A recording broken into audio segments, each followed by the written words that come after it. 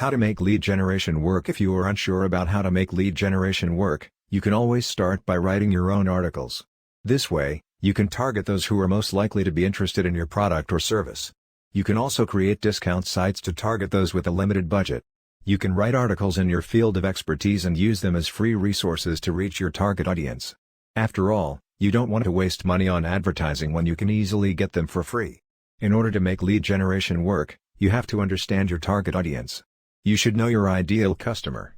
Research your market to know what they need. If you have a product or service that will benefit them, you should know your potential customers. You must also know their income, lifestyle, and business processes. Once you know the specifics of your target audience, you can create relevant content for them. Once you have identified your target market, you can then create a comprehensive marketing plan. Using high-quality content is another way to attract your target audience.